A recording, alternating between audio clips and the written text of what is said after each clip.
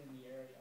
And San Diego is in a unique position because it's a smaller community relative to other parts of California, and it really can come together and provide advice on all of the different components of the programs that are developing in the area.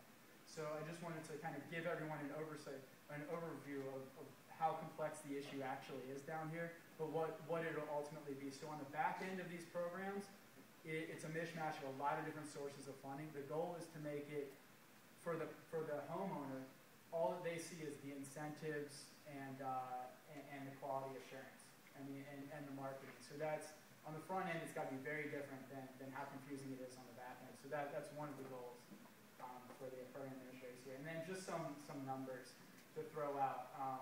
And I might be wrong on the BPI certified analysts, but there are approximately 150 HERS raters in the area. There's been a lot of money coming in. There's been a lot of ramp up for that.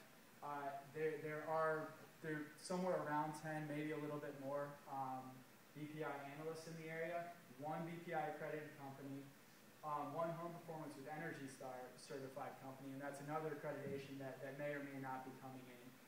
And to put it in perspective, there are 300 solar contractors in the area. Rick?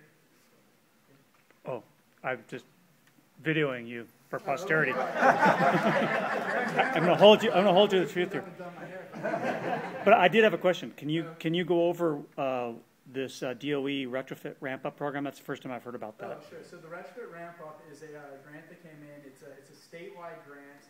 I believe California as a whole got either $30 or $35 million to do targeted pilots, trying to identify new ways of reaching out to property owners regarding energy retrofits. So there are going to be several pilots going on in San Diego, in the San Diego region. That I'm happy to say that is one of the grants where we actually have the money. It has come into the area, and we're starting up. We're just in the planning phase of it, but there will be targeted pilots going on throughout the region. And there's roughly $4 million coming in to do that pilot. So that'll be launching relatively soon. And so that's pretty much all that I had to do to talk about the big picture. Does anybody have any questions? Jeremy? Comment, and that was a good presentation. One of the things that I'm trying to look at the bottom line, he said 25% savings. So when you're talking to homeowners, my energy bill is $300 a month. So 25% would be, I'd say $75. It's $900 a year. That's fair to say? No. So when I'm talking, I just want to, I don't need all this, this technical stuff. I'm a homeowner, you're going to come in and you're going to do a HERS, you're going to do an energy audit on my home. Tell me what's wrong with it. It's going to cost me how much to fix these energy issues that are escaping from my house. How much is it going to cost me? $600? Charge me $350 for the inspection. Well, I actually don't have the inspection fee set up yet, but it's going to depend on the inspector. If you have just strictly an auditor come into your house, it's probably going to cost more than if you have a company that's going to do the audit and the retrofit work. Hey, here's the thing. All I'm saying is that basically, bottom line, if you're telling the public, that's all we want to know. I'm going to say $900 a year to get your house energy efficient, inspected the whole shot. So over a 10-year period, I'm saving $9,000, roughly say, or whatever the case might be.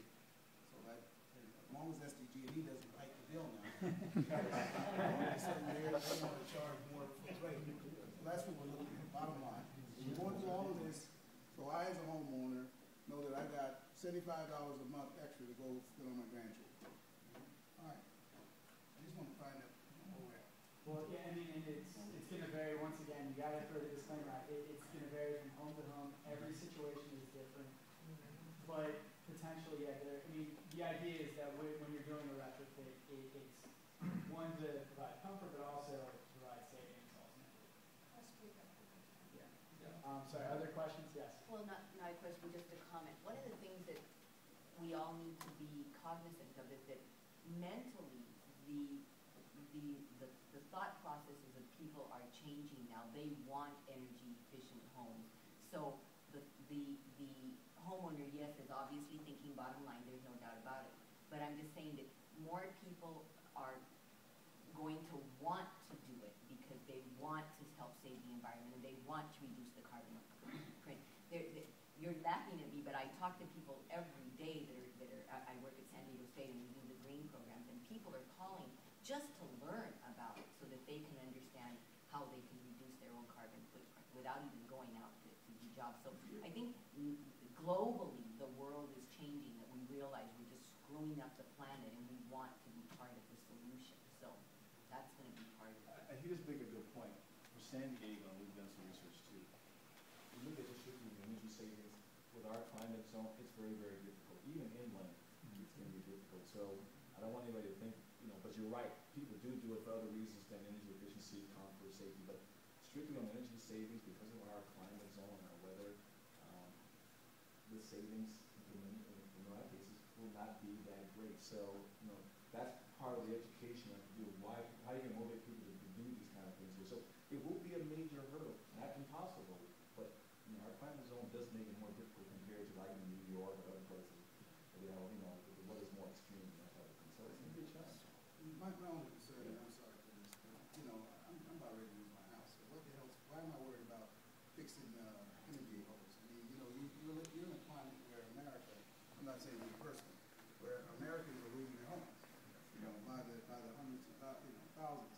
So when you start talking about these kind of investments, this is for privileged folks that have, as opposed to those who have not. So when you talk about spending extra money for knowledge and this, that, and the other, I just wanted to know what our unique selling proposition would be to get me and my community to invest in energy efficiency.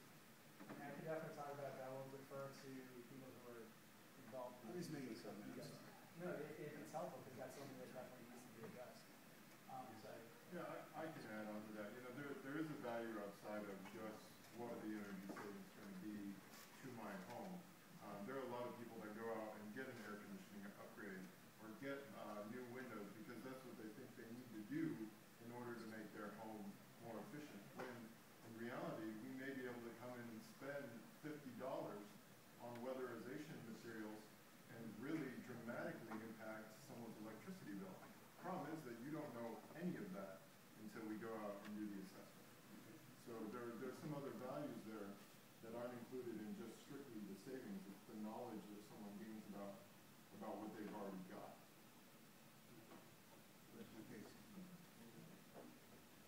Hi, I've got to cut myself off from my husband. Strictly as a woman who is a consumer and has a lot of friends in other parts of the country, they ask me, what have you been up to? And I tell them that he's been doing this home energy efficiency training. And my sister who lives in Illinois, I have friends in Texas, I have friends in Idaho and Nevada. They all seem to be really familiar with this thing. This sort of brings up the marketing issue to me in my mind.